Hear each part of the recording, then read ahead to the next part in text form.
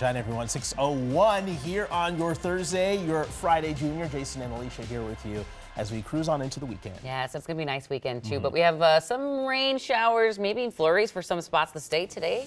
Yeah, it looks like things are relatively quiet. Most of us will get through both today and tomorrow dry, but you can see we have a cold front working its way through the state. Some sporadic rain and snow showers as we head into this Friday Eve, this Thursday morning. You can see some of those rain showers north of North Branch up near the Rock Creek, the Pine City area, seeing some of that as well, and a batch of steadier showers just outside of the Litchfield area. So areas along Highway 12 from Litchfield to Dassel, Cokato might be seeing some spotty snow showers early this morning. Here in east central Minnesota, we are on the warmer side of this front, so temperatures quite mild. Right now at 41 degrees, but notice western, northwestern Minnesota, we've got teens and 20s out there. That colder air will move in later this week on Friday into Saturday morning. Here's the next 12 hours. Temperatures starting off near 40 degrees. More clouds and sunshine today with temperatures rising into the mid to upper 40s. That's a quick look at your weather. For traffic, here's Cece. Good morning. Good morning and happy Thursday. I want to give you a live look here at St. Paul 95 eastbound at Wabasha Street. Roads looking very good. That's the story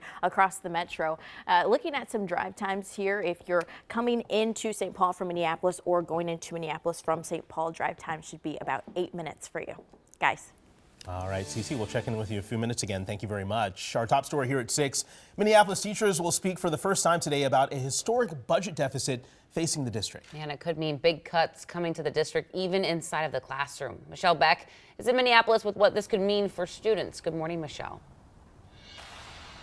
Hey, good morning to you. The Minneapolis Federation of Teachers will be speaking at 3 this afternoon, and they say all this could be prevented. So let's take a look at the numbers. We confirmed in the last 15 hours the district faces a minimum $110 million budget deficit next year, its biggest ever. The district says a lot of factors played a role, including declining enrollment and expiring pandemic funds, and it's now looking at making cuts like to music programs, world language, and preschool classes, and possible layoffs. Now, we know the budget shortfall does not take into account contract settlements with collective bargaining groups like the teachers union, and we also know the unions have been working without a contract for the past 8 months. All right, Michelle Beck reporting live for us this morning. Thank you. So a survey by the Association of Metropolitan School Districts shows that 70% of Twin Cities schools are facing budget shortfalls. That adds up to more than $300 million in the hole for the upcoming school year. Nearly 2/3 of that are from Minneapolis and St. Paul public schools. Now to a developing story out of Minneapolis. In just over 4 hours, the city council set to vote on a controversial rideshare wage proposal. The ordinance would require rideshare companies to increase drivers' wages. Uber and Lyft is threatening to leave the market if the ordinance passes. Mayor Jacob Frey is urging the council to vote against it and says he'll veto the plan if it does go through. Frey says he supports more than doubling driver pay, but says the current plan would pay drivers more than that. Coming up at 6:30, we're going to hear from a rideshare driver.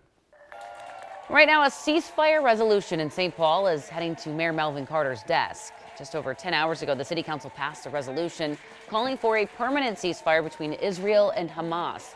All 7 council members voted in the resolution's favor. The resolution is something community groups have been demanding for weeks. Council members say they wanted to take the time to make sure that they got it right. I haven't met anyone that says that they want to take a stance on either side. Everyone I've talked to said that there are human beings who did not sign up for war, who should not have to be casualties of war. Mayor Carter tells KARE 11 he does plan to sign it and then send it to President Biden. We're taking a live look at the U.S. Capitol this morning, where 15 hours from now, President Biden will give the State of the Union address. The president saying the state is strong, but there's still much more to do. You can catch the address right here on KARE 11. That starts at 8 p.m. And in the last 24 hours, President Biden picked up another supporter in his race for re-election. Minnesota Representative Dean Phillips is now endorsing Biden after officially suspending his campaign. Phillips did not win a single delegate in the primaries. Phillips posted his endorsement on X, saying, quote, "Joe Biden is our candidate and our opportunity to demonstrate what type of country America is." The president thanked him for the kind words, responding, "Welcome to the team." As of this morning, Nikki Haley has yet to endorse the Republicans' likely nominee, former President Trump. Just 24 hours ago, Haley suspended her campaign and congratulated Trump. The question now, who will her supporters rally behind? Oh, no question, Biden. We cannot have another 4 years of that man. I, at this point, can't answer that question. I think that this country can do better than the choice that we've been given. Now, some of our voters have said they'd vote for neither.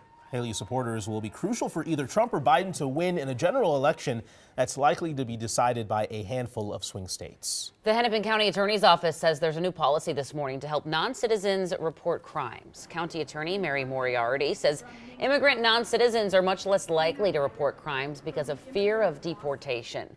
Now her office will push to help those crime victims obtain visas that let them stay in the country legally.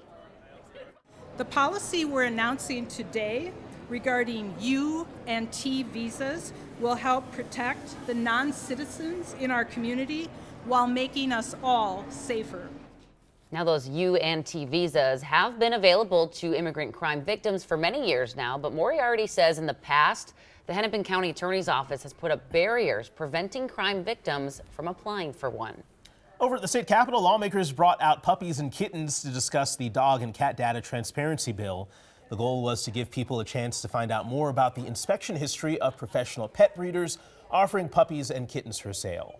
Now, pet breeders are licensed by the State Board of Animal Health, and if there's a complaint, that's the agency that investigates it. But current law says all of the information about violations by pet breeders or investigations into complaints is private and not public data. Now, if this bill passes, pet owners could file a data practices request to get that info. If you're making breakfast this morning, check your spice racks. The FDA says it's found lead in 6 brands of ground cinnamon. So stop what you're doing. Take a look at the screen. They're right here. Those products were sold in international and discount stores across the country, including at Family Dollar and Dollar Tree. If you have some, the FDA says just throw it out. It comes as the FDA zeroed in on products with cinnamon after almost 500 kids reportedly fell ill from applesauce pouches contaminated with lead.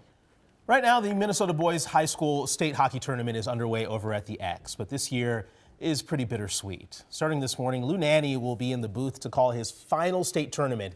The Minnesota legend has been the voice of the tournament for the past 60 years. Known as Mr. Hockey, he played for the Gophers and the North Stars and served as the Stars' longtime general manager. Now he says he's savoring these last moments as he gets ready to hang up the mic. When you're watching these kids compete for a state high school championship, that is your Olympics, that is their Stanley Cup. And they play with reckless abandon.